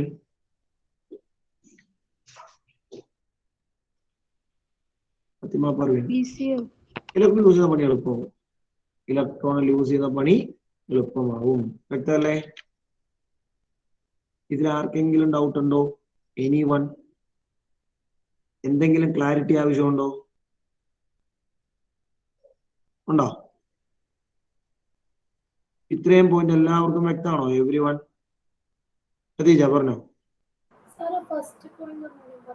ഫസ്റ്റ് പോയിന്റ് എന്ന് പറയാൻ മെറ്റൽസ് ഇലക്ട്രോൺ ലൂസ് ചെയ്യുന്നുള്ളതാണോ, അതോ ഈസി ടു ലൂസ് ഇലക്ട്രോൺ ആണെങ്കിൽ മെറ്റാലിക് നേച്ചർ കൂടുന്നുള്ളതാണോ? നമ്മൾ നേരത്തെ പറഞ്ഞില്ലേ എയും ബിയും. എ എന്ന് പറയുന്ന ആൾ വളരെ സിമ്പിൾ ആയിട്ട് ഇലക്ട്രോണിനെ കളയാൻ പറ്റുന്നതാണ്. ബി എന്ന് പറയുന്നത് അത്ര എളുപ്പത്തിൽ ഇലക്ട്രോണിനെ കളയില്ല. ഒരു ഇത്തിരി ബുദ്ധിമുട്ടാണ് ബിയുടെ കാര്യത്തിൽ ഇലക്ട്രോണിനെ കളയാൻ. എങ്കിൽ രണ്ടുപേരിൽ ആരാ നല്ല മെറ്റൽ? എ. അപ്പൊ ഇലക്ട്രോണിനെ എളുപ്പത്തിൽ കളയുന്ന ആൾ നല്ല മെറ്റലായിരിക്കും. ഇത് ഓക്കെയാണോ? എഴുതാനുള്ള പോയിന്റ് ഞാൻ പറയാം. പേടിക്കേണ്ട, അദ്ദേഹം തരാം. കാര്യങ്ങൾ ഓക്കെയാണോ? അങ്ങനെയാണെങ്കിൽ നമുക്ക് ഇനി അടുത്ത പറയാൻ പോകുന്ന പോയിന്റ് വളരെ സിമ്പിൾ ആയിട്ട് മനസ്സിലാവും കേട്ടോ. നമ്മൾ ഇപ്പൊ ഈ പറഞ്ഞ ചർച്ചയുടെ ഒരു ആകത്തുക പറയാണ്. Down the group. Okay, periodic ടേബിളില് മുകളിൽ നിന്ന് താഴേക്ക് നമ്മൾ വരുന്നു. ശ്രദ്ധിച്ചേട്ടാ പറഞ്ഞോ. Down the group. Atomic size എന്ന് പറയുന്ന ആൾക്ക് എന്താ സംഭവിക്കുക? ഡൗൺ ദ ഗ്രൂപ്പിൽ നമ്മൾ പഠിച്ചതാണ് അല്ലെ? ഹരിപ്രിയ ഒന്ന് പറഞ്ഞേ. ഡൗൺ ദ ഗ്രൂപ്പിൽ അറ്റോമിക് സൈസ് എന്ത് ചെയ്യും? ഇൻക്രീസ് ആവും. സൈസ് കൂടും. മിറ ഫാത്തിമ, അറ്റോമിക് സൈസ് കൂടിയാൽ ന്യൂക്ലിയർ അട്രാക്ഷൻ എന്ത് ചെയ്യും? കുറയും. ഒരു സംശയമില്ല. വലിപ്പം കൂടി പോവാ അല്ലെ? വലിപ്പം കൂടുന്തോറും ന്യൂക്ലിയസ് എന്നുള്ള ദൂരം കൂടി വന്നു, അട്രാക്ഷൻ കുറയും. ക്ലിയർ അല്ലേ? വരുവാൻ ശരി. അട്രാക്ഷൻ കുറഞ്ഞാൽ കണക്ട് ചെയ്തോ മരിയ. അട്രാക്ഷൻ കുറഞ്ഞാൽ ഇലക്ട്രോൺസിനെ കളയുന്ന പണി എളുപ്പാവോ പാടാവോ? അട്രാക്ഷൻ കുറഞ്ഞു, ന്യൂക്ലിയർ അട്രാക്ഷൻ കുറഞ്ഞു. അപ്പോൾ ഇലക്ട്രോണിനെ കളയാൻ എളുപ്പമായിരിക്കോ പാടായിരിക്കും? വേഗം പറ Maria Johnny.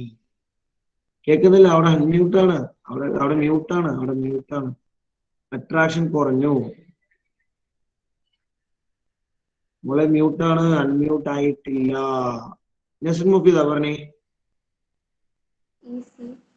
It is easy to lose electron. നമ്മൾ മോൾ ഓൾറെഡി പറഞ്ഞ കാര്യമാണ്. കാരണം അട്രാക്ഷൻ കുറഞ്ഞു, ഇലക്ട്രോൺ ഇപ്പൊ ഫ്രീ ആയിട്ട് കിടക്കുക അല്ലെ.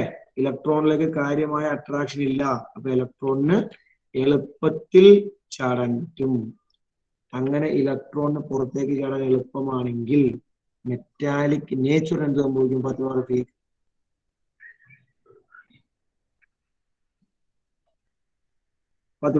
മെറ്റാലിക് നേച്ചർ എന്ത് ചെയ്യും? ഇൻക്രീസ് ചെയ്യും. കണ്ടോ? മെറ്റാലിക് നേച്ചർ ഇൻക്രീസ് ചെയ്യും. ഇതാണ് ഡൗൺ ദ ഗ്രൂപ്പ് ട്രെൻഡ്. ഈ ട്രെൻഡ് ഇതുപോലെ കണക്ഷൻ കിട്ടുക എന്ന് പറയുന്നത് ഇസ് വെരി ഡിഫിക്കൽട്ട്.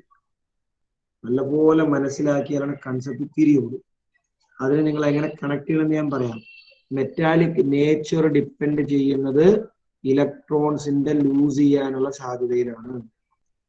ഇലക്ട്രോണിനെ ലൂസ് ചെയ്യാനുള്ള സാധ്യത ഡിപ്പെൻഡ് ചെയ്യുന്നത് ന്യൂക്ലിയസിന്റെ അട്രാക്ഷനിലാണ്.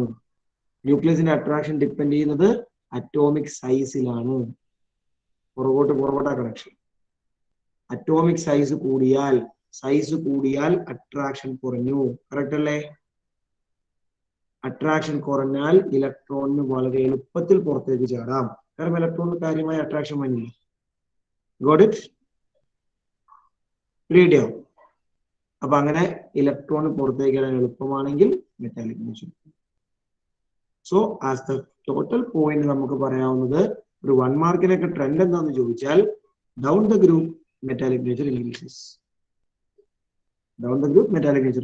അതിന്റെ റീസൺ ആണ് ഈ നടുക്ക് വന്നിട്ടുള്ള കണക്ഷൻ. ഇനി നിങ്ങൾക്ക് തിരിയുന്ന രീതിയിൽ നോട്ട് ചെയ്തു. മെറ്റാലിക് നേച്ചറിന് വേറെ പേരുകളും പറയൂട്ടോ, മുകളിൽ എഴുതിയിട്ടോളാം. ഇനി നിങ്ങൾക്ക് തിരിയുന്ന രീതിയിൽ കാര്യങ്ങൾ നോട്ട് ചെയ്യും. ഡൗട്ട് നിങ്ങൾ ചോദിക്കും. മെറ്റാലിക് നേച്ചറിന്റെ മറ്റു പേരുകളാണ് ഇലക്ട്രോ പോസിറ്റീവ് നേച്ചർ എന്നും പറയാറുണ്ട്. അതിനെ ഷോർട്ടാക്കിയിട്ട് ഇലക്ട്രോ പോസിറ്റിവിറ്റി എന്നും പറയാറുണ്ട്. ഈ 2 പേര് ഉപയോഗിക്കാറുണ്ട് കേട്ടോ.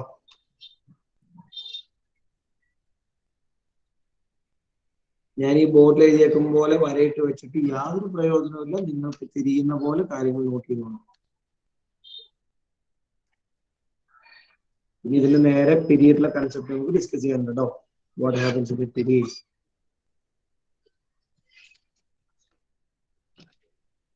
നിങ്ങളത് വേഗം നോക്കി.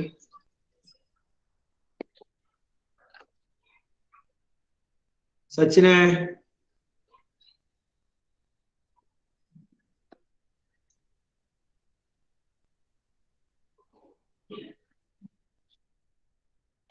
ആശിക ചോദിച്ചോളാം. സാർ, ആ മോളില് മെറ്റാലിക് നേച്ചറിന് മനസ്സിലായില്ല. മെറ്റാലിക് നേച്ചറിന് ഉപയോഗിക്കുന്ന മറ്റു 2 പേരുകൾ. മെറ്റാലിക് നേച്ചറിന് ഇലക്ട്രോ പോസിറ്റീവ് നേച്ചർ എന്ന് പറയും, ഇലക്ട്രോ പോസിറ്റിവിറ്റി എന്നും പറയും. അതെല്ലാം മെറ്റാലിക് നേച്ചറിന്റെ സെയിം മീനിങ്ങിൽ ഉപയോഗിക്കുന്ന വേർഡ്സ് ആണ്.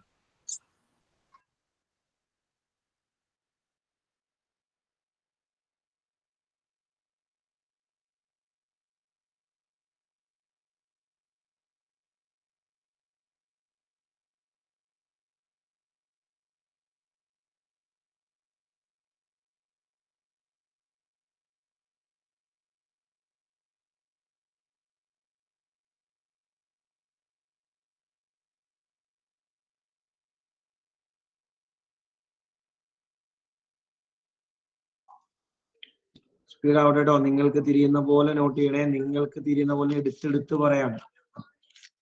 ഇത് നിങ്ങൾക്ക് മനസ്സിലാവാനുള്ള എഴുത്താണ്.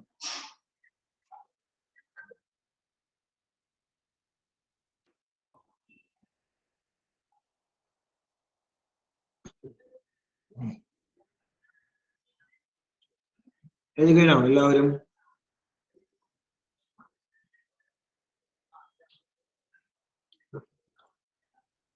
കഴിഞ്ഞോ? ബാക്കി പറയാമോ എനിക്ക്? ശാലായി? ശരി, ശ്രദ്ധിച്ചു കേട്ടോ. ഇനി ഇപ്പോ നമ്മൾ ഈ പറഞ്ഞ ഇതേ കാര്യം നമ്മൾ അക്രോസ് എ പീരീഡിലേക്ക് കണക്ട് ചെയ്യണം. അത് എഴുതേണ്ട ഉത്തരവാദിത്വം നിങ്ങൾക്കാണ്. ഞാൻ ഒരു ഹിന്റ് മാത്രമേ തരത്തുള്ളൂ. അക്രോസ് എ പീരീഡ്, ഒരു ഹിന്റ് മാത്രം കേട്ടോ. ഇപ്പോ നമ്മൾ എഴുതിയ പോലെ തന്നെ ഓരോ കാര്യങ്ങളും എഴുതി പോയാൽ ഫൈനൽ കൺക്ലൂഷൻ എഴുതാൻ പറ്റും. ശ്രമിച്ചു, എല്ലാവരും ശ്രമിച്ചു.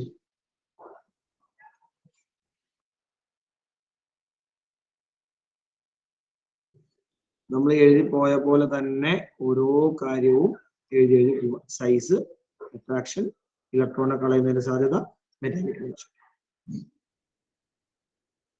വളരെ സിമ്പിളായി കണക്ട് ചെയ്യും, യാതൊരു ബുദ്ധിമുട്ടുമില്ല. ഞാൻ ഈ പറഞ്ഞ രീതിയിൽ കണക്ട് ചെയ്താൽ മാത്രം.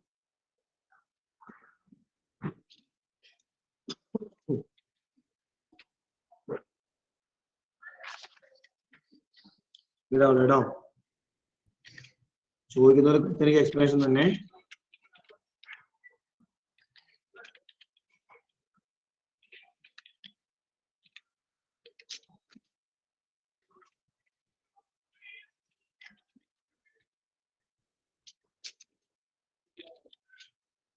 ശ്രദ്ധിച്ച് ആലോചിച്ച് എഴുതണേ.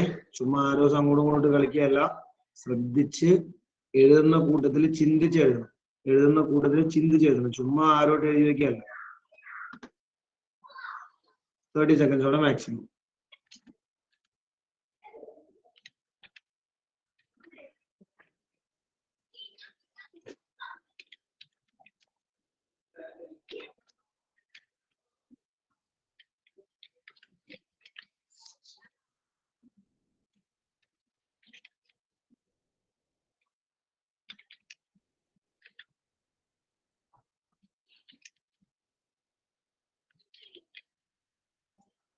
Ten seconds more.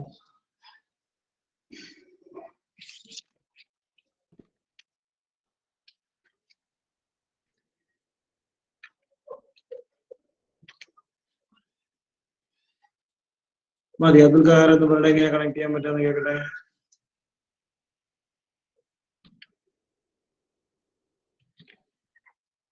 Abdul Khahar പറ. അക്രോസ് എ പീരീഡിലെ ആറ്റം സൈസ് ഡിഗ്രീസ് ആവും. ശരി. അപ്പൊ ന്യൂക്ലിയസ് അട്രാക്ഷൻ കൂടും. ഓക്കെ. അപ്പൊ ഡിഫിക്കൽട്ട് ആവും യൂസ് ചെയ്യാൻ. കൊടുക്കുന്ന പണി ഡിഫിക്കൽട്ട് ആവും. അപ്പൊ മെറ്റാലിക് നേച്ചർ കുറവായിരിക്കും. മെറ്റാലിക് നേച്ചർ കൂടും. അപ്പൊ അക്രോസ് എ പീരീഡിലെ മെറ്റാലിക് നേച്ചർ ട്രെൻഡ് ഉണ്ടോന്ന് വെച്ചാൽ across a period metallic nature decreases. ഇതാണ് ട്രെൻഡ്. ഇതെല്ലാം കാരണമാണ് വിളിക്കുന്നത്. വ്യക്തമാണോ? ശരി, ഒറ്റ കാര്യമാണ് ഞാൻ പറഞ്ഞോട്ടെ. മെറ്റാലിക് നേച്ചറിന്റെ കാര്യങ്ങൾ ഇങ്ങനെയാണെങ്കിൽ മെറ്റൽ എന്നുള്ള കാര്യം നമ്മൾ പറഞ്ഞു. മെറ്റലിന്റെ സ്വഭാവം ഇലക്ട്രോണിനെ കളയുക എന്നുള്ളതാണ് അല്ലെ. നേരെ ഓപ്പോസിറ്റ് നോൺ മെറ്റലിന്റെ സ്വഭാവം എന്തായിരിക്കും? വാലിയർഷിയത്. നോൺ മെറ്റലിന്റെ ടെൻഡൻസി എന്തായിരിക്കും? ഇലക്ട്രോണിനെ ഗെയിൻ ചെയ്യാൻ, ഇലക്ട്രോണിനെ വാങ്ങാന്നല്ല നോൺ മെറ്റലിന്റെ ഉദ്ദേശം. ഓക്കെ, ഇലക്ട്രോണിനെ ഗെയിൻ ചെയ്യും. മെറ്റലിന് കളയാനുള്ള ട്രെൻഡ് എങ്ങനെയാണോ അതിന് നേരെ ഓപ്പോസിറ്റ് അല്ലെങ്കിൽ ഇലക്ട്രോണിനെ വാങ്ങാൻ അല്ലെ. കോമൺ സെൻസ് ചിന്തിച്ചാൽ മനസ്സിലാവുന്ന കാര്യം. ഇലക്ട്രോണിനെ കൊടുക്കാനുണ്ടായിരുന്ന ട്രെൻഡ് എന്താണോ അതിന് നേരെ റിവേഴ്സ് ആയിരിക്കുന്നത് വാങ്ങാനുള്ള ട്രെൻഡ്. ഒറ്റ കാര്യം ചോദിക്കട്ടെ, ഇലക്ട്രോണിനെ ഒരാൾക്ക് വാങ്ങണമെങ്കിൽ ന്യൂക്ലിയസിന്റെ അട്രാക്ഷൻ എങ്ങനെയായിരിക്കും? ചിന്തിച്ചു നോക്കാം. എക്സ്പ്ലനേഷൻ പറയാം. ഫാത്തിമ റഫീഖ് ഒന്ന് ആലോചിച്ചു ഒന്ന് പറഞ്ഞേ. ഇലക്ട്രോണിനെ വാങ്ങാൻ ഗെയിൻ ചെയ്യാൻ ന്യൂക്ലിയർ അട്രാക്ഷൻ എങ്ങനെയായിരിക്കും? കൂടുതലായിരിക്കണം, കുറവായിരിക്കണം? ഏതാണ് ഫേവറബിൾ? കൂടുതലായിരിക്കണം. എന്തായിരിക്കും കാരണം? എന്നാലല്ലേ ഇലക്ട്രോണെ ഹോൾഡ് ചെയ്യാൻ പറ്റുള്ളൂ. അബ്സല്യൂട്ട്ലി, അതാണ് കാര്യം. ഈ ഇലക്ട്രോൺ എന്ന് പറയുന്ന ആളെ പുറത്ത് നമ്മൾ വാങ്ങിച്ചു വെക്കുക നമ്മുടെ കയ്യിൽ അല്ലെ. പുറത്ത് നമ്മൾ വാങ്ങിച്ചു വെക്കുന്നതാണ്. അപ്പൊ ഈ വാങ്ങുന്ന ആളെ പിടിച്ചു നിർത്താനുള്ള കഴിവ് നമുക്ക് ഉണ്ടാവണം. You get me? പുറത്തുനിന്ന് വാങ്ങുന്ന ഇലക്ട്രോണിനെ സ്വന്തം കയ്യിൽ കരുതി വെക്കാൻ അല്ലെങ്കിൽ പ്രൊട്ടക്ട് ചെയ്യാനുള്ള കപ്പാസിറ്റി വേണം. ഈ ഇലക്ട്രോണിനെ എങ്ങനെ പ്രൊട്ടക്ട് ചെയ്യുക? എന്ത് വെച്ചാൽ ഇലക്ട്രോൺ പ്രൊട്ടക്ട് ചെയ്യുക സഫീലായി? എന്ത് വെച്ചാൽ ഇലക്ട്രോൺ പ്രൊട്ടക്ട് ചെയ്യുക? ഇലക്ട്രോണിനെ പിടിച്ചു നിർത്തുന്നത് എന്ത് വെച്ചിട്ടാ? ന്യൂക്ലിയസിന്റെ അട്രാക്ഷൻ വെച്ചിട്ടാണ്. അപ്പൊ ഇലക്ട്രോണിനെ ഗെയിൻ ചെയ്യണമെങ്കിൽ ന്യൂക്ലിയർ അട്രാക്ഷൻ പവർഫുൾ ആയിരിക്കണം. നല്ല പവർഫുൾ അട്രാക്ഷൻ ഉണ്ടെങ്കിലേ ഇലക്ട്രോണിനെ ഗെയിൻ ചെയ്യാൻ പറ്റൂ. അട്രാക്ഷൻ ഇല്ലാത്തവർക്ക് ഗെയിൻ ചെയ്യാൻ പറ്റൂല. അട്രാക്ഷൻ ഇല്ലാത്തവർക്ക് ഗെയിൻ ചെയ്യാൻ സാധിക്കില്ല. Because if there is no enough force of attraction by the nucleus, an atom cannot hold any electron. പുതിയ ഒരുത്തിനെ കയ്യിൽ പിടിച്ചു വയ്ക്കാൻ പറ്റൂല. പുതിയ ഒരുത്തിനെ പിടിച്ചു വയ്ക്കാൻ ഞങ്ങൾ കഴിവ് വേണം. ഫോർ എക്സാമ്പിൾ പറഞ്ഞാൽ നമ്മളുടെ ക്ലാസ്സിൽ റൈറ്റ് നോ ഒരു 42 മെമ്പേഴ്സ് ഉണ്ട്. ഒരു 45 മെമ്പേഴ്സ് വരെയൊക്കെ ഓക്കെയാണ്. കാരണം 45 മെമ്പേഴ്സ് വരെയൊക്കെ നമുക്ക് അത്യാവശ്യം നല്ല പെർഫെക്റ്റ് ക്ലാസ് കൺട്രോൾ കിട്ടും. ആരെങ്കിലും ഉഴപ്പുന്നുണ്ടോ, അലമ്പുന്നുണ്ടോ, എഴുതാത്തുണ്ടോ കറക്റ്റ് നമുക്കറിയാം. ഒരു പ്രശ്നമില്ല. പക്ഷേ ഒരു 100 പേരുള്ള ഓൺലൈൻ ക്ലാസ് അല്ലെങ്കിൽ ഒരു 200 പേരുള്ള ഓൺലൈൻ ക്ലാസ്, അങ്ങനത്തെ ക്ലാസ് നമുക്ക് കൺട്രോൾ ചെയ്യാൻ പറ്റില്ല. ജസ്റ്റ് ഇവിടെ ഇരുന്ന് വൺ വേ ഡയലോഗ് ഇങ്ങനെ അടിക്കാന്നുള്ളൂ. നിങ്ങളുടെ പണി എന്താണ്, നിങ്ങൾ ക്ലാസ്സിൽ ശ്രദ്ധിക്കുന്നുണ്ടോ, നിങ്ങൾ നോട്ട് എഴുതുന്നുണ്ടോ, നിങ്ങൾ പ്രോബ്ലം ചെയ്യുന്നുണ്ടോ, ഒന്നും അനലൈസ് ചെയ്യാൻ പറ്റില്ല. കാരണം നമുക്ക് അതിനുള്ള കപ്പാസിറ്റി ഇല്ല, നമുക്ക് അതിനുള്ള ടെക്നിക്കൽ സപ്പോർട്ട് ഇല്ല. കാരണം ഒരു ഒരു ടി വി, എത്ര വലിയ ടി വി വെച്ചാലും ഗൂഗിൾ മീറ്റില് 49 പേര് കൂടുതൽ കാണാൻ പറ്റും. അല്ലെങ്കിൽ പിന്നെ മൾട്ടിപ്പിൾ സ്ക്രീനറുണ്ട്. അവർ പല സ്ക്രീൻ അതിൽ പിൻ ചെയ്തിട്ടുണ്ടൊക്കെ വരും. അപ്പോട്ടെ, പിന്നെ ഞാൻ പറഞ്ഞു വന്നത് നമുക്ക് അതിനുള്ള കപ്പാസിറ്റി ഇല്ല. Get me? അപ്പൊ കപ്പാസിറ്റി ഇല്ലാത്തവർക്ക് ആഡ് ചെയ്യാൻ പറ്റില്ല. കപ്പാസിറ്റി വേണം ആഡ് ചെയ്യണമെങ്കിൽ. ഒരു 30 പേരൊക്കെ ഉള്ളൂ, പുതിയ ആൾക്കാരെ ആഡ് ചെയ്യാം. വി ഹാവ് സ്ട്രെങ്ത്, നമുക്ക് കപ്പാസിറ്റി ഉണ്ട്, ഹോൾഡ് ചെയ്യാനുള്ള കപ്പാസിറ്റി ഉണ്ട്. പക്ഷേ കപ്പാസിറ്റി എന്ന് പറയുന്നത് വളരെ പ്രധാനപ്പെട്ട ഒരു ഫാക്ടറാണ് ഇലക്ട്രോണിനെ ഹോൾഡ് ചെയ്യണമെങ്കിൽ. വിച്ച് മീൻസ് ഇലക്ട്രോൺസിനെ ഗെയിൻ ചെയ്യണമെങ്കിൽ ന്യൂക്ലിയർ അട്രാക്ഷൻ പവർഫുൾ ആയിരിക്കും. റേഡിയോ ഇത് വെച്ചിട്ട് നിങ്ങൾ വേഗം എഴുതിക്കാൻ നോട്ട്ബുക്കിലേക്ക് നോൺ മെറ്റാലിക് നേച്ചറിന് ഹെഡിങ് കൊടുക്കുക.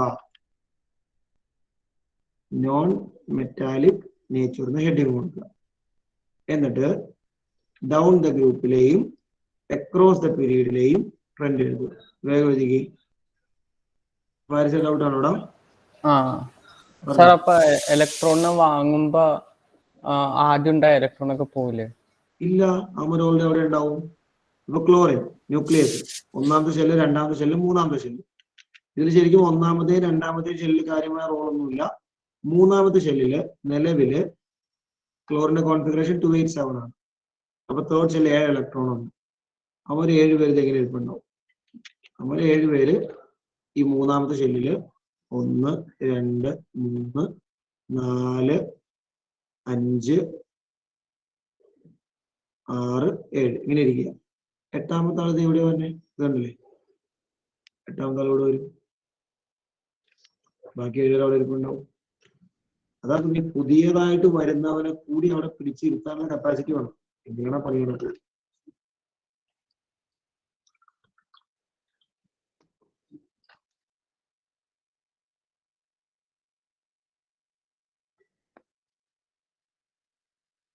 everyone, ശ്രദ്ധിച്ചു വേഗം എഴുതി.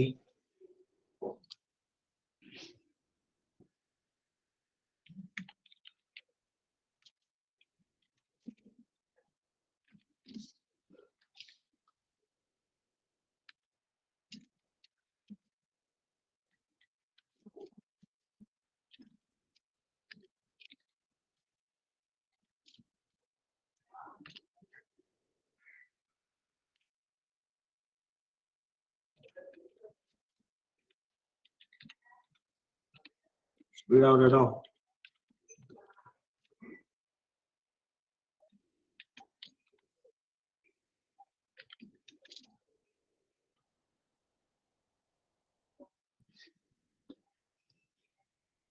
രണ്ട് ട്രെൻഡ് എഴുതണേ. തൊട്ട് മുമ്പ് എഴുതിയത് തന്നെ അവസാനത്തെ ആ ഒരു പോയിന്റിൽ നോൺ മെറ്റാലിക് എന്നുള്ളത് കൊടുത്താൽ മതി. അവസാനത്തെ പോയിന്റ് ആയിട്ട് എന്ത് ചെയ്യുക?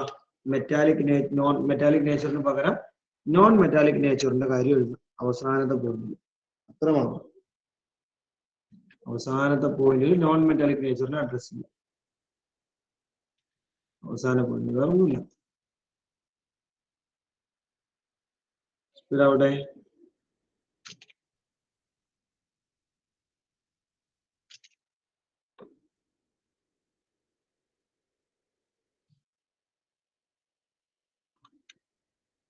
30 സെക്കൻഡോടെ മാക്സിമം കേട്ടോ.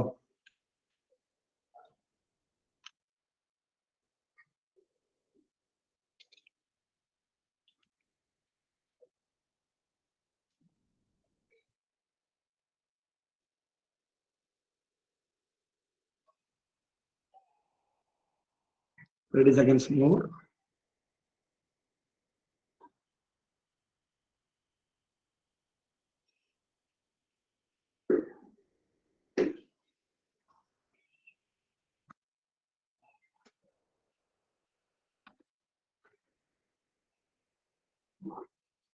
ഒന്ന് പറഞ്ഞേ കേക്കട്ടെ. ഇതൊക്കെ വായിച്ചേ. അർഫാസെ ഡൗൺ ദ ഗ്രൂപ്പിൽ ട്രെൻഡ് എങ്ങനെ എഴുതി?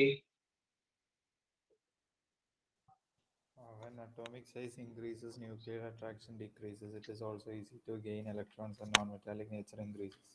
One more time. Atomic size down the group, atomic size increases, nuclear attraction decreases. It is also easy to gain electrons. അല്ലല്ലോ, ന്യൂക്ലിയർ അട്രാക്ഷൻ കുറഞ്ഞ ഈസി ആണോ? അല്ല നോൺ മെറ്റാലിക് ആണെങ്കിൽ ഈസി ടു ഗെയിൻ അല്ലേ ചെയ്യണം. ഞാൻ ചോദിച്ചത് ഡൗൺ ദ ഗ്രൂപ്പില് അറ്റോമിക് സൈസ് കൂടി, അപ്പൊ ന്യൂക്ലിയർ അട്രാക്ഷൻ കുറഞ്ഞു, അപ്പൊ ഇലക്ട്രോണിനെ ഗെയിൻ ചെയ്യുന്ന പണി എളുപ്പമാവോ ഡിഫിക്കൽട്ട് ആവും? ഡിഫിക്കൽട്ട് ആവണം അല്ലേ? കാരണം അട്രാക്ഷൻ കുറയുക ചെയ്തേ അല്ലേ? അപ്പൊ നോൺ മെറ്റാലിക് നേച്ചർ എന്ത് ചെയ്യും? ഡൗൺ ദ ഗ്രൂപ്പില് ഡിഫിക്കൽട്ട് ടു ഗെയിൻ ആയിരിക്കും. ഡിഫിക്കൽട്ട് ടു ഗെയിൻ ആയതുകൊണ്ട് non metallic nature decreases. Non-metallic nature decreases.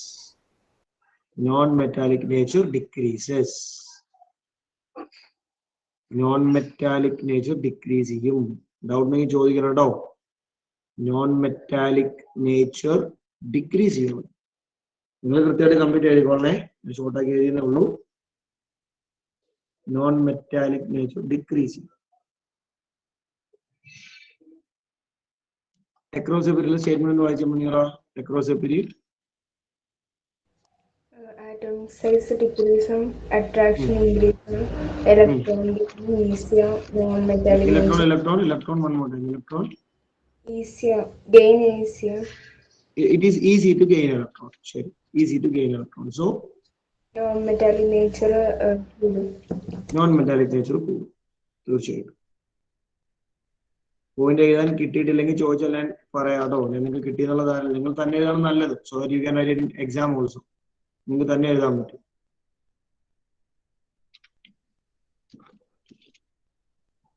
Clear ആണോ എല്ലാവർക്കും? ശരി കേട്ടോ. ഈ നോൺ മെറ്റാലിക് നേച്ചറിന് വേറെ രണ്ട് പേര് കൂടി പറയാറുണ്ട്. നേരത്തെ നമ്മൾ ഇലക്ട്രോ പോസിറ്റിവിറ്റി അല്ലെങ്കിൽ ഇലക്ട്രോ പോസിറ്റീവ് നേച്ചർ എന്ന് പറഞ്ഞ പോലെ. എന്തൊക്കെയായിരിക്കും പറയാമോ ആ രണ്ട് പേരുകൾ? What are the two names? നമ്മൾ ഗസ് ചെയ്താൽ പറയാവുന്നേ ഉള്ളൂ. എന്തൊക്കെയായിരിക്കും രണ്ട് പേര്? നെക്സ്റ്റ് മൂവ് ചെയ്താന്ന് പറയാമോ? മറ്റേ ഇലക്ട്രോ പോസിറ്റിവിറ്റി അല്ലെങ്കിൽ ഇലക്ട്രോ പോസിറ്റീവ് നേച്ചർ നമ്മൾ പറഞ്ഞു. അപ്പൊ ഇവിടെ എന്തായിരിക്കും? ഇതിന്റെ ഓപ്പോസിറ്റ്. അത് തന്നെ പറഞ്ഞ കറക്റ്റാ. ഇലക്ട്രോ നെഗറ്റീവ് നേച്ചർ അല്ലെങ്കിൽ ഇലക്ട്രോ നെഗറ്റിവിറ്റി. നോട്ട് ചെയ്ത് വെച്ചോട്ടോ. നോൺ മെറ്റാലിക് നേച്ചറിന്റെ വേറെ പേരാണ് ഇലക്ട്രോ നെഗറ്റിവിറ്റി അല്ലെങ്കിൽ ഇലക്ട്രോ നെഗറ്റീവ് നേച്ചർ എന്ന് പറയുന്നു.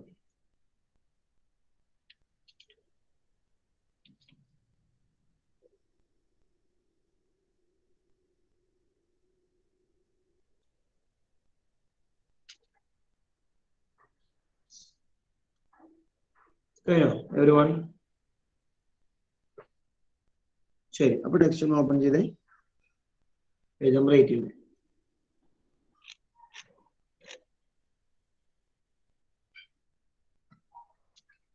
വേഗം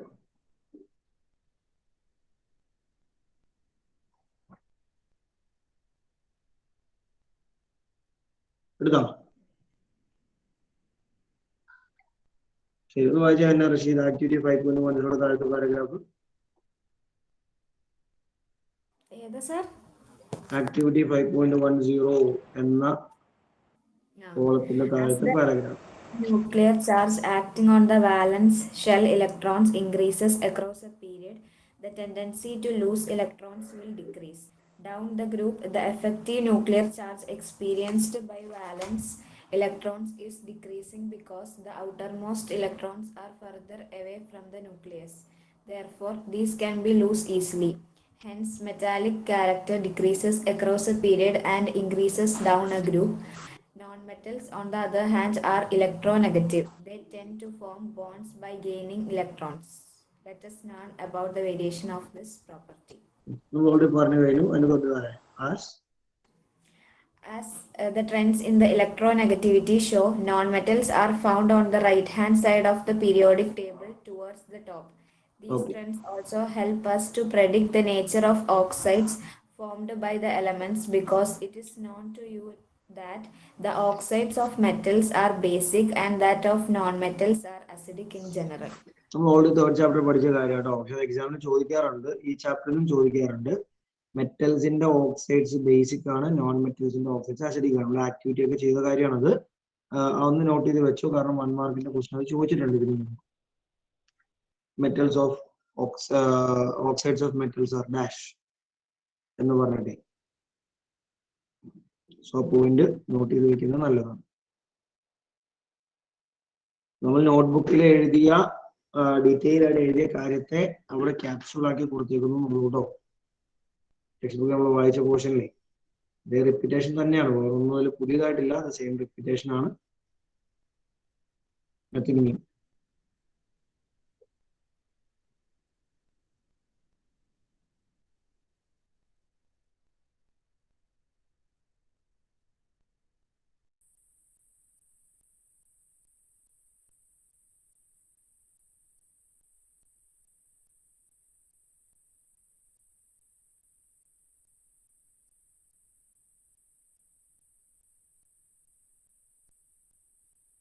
കഴിഞ്ഞില്ലേ എവരിവൺ?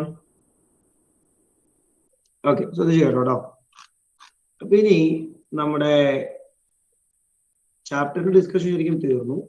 നമുക്കുള്ളതെന്ന് പറഞ്ഞാൽ ഇതിന്റെ ക്വസ്റ്റ്യൻസ് ആണ്.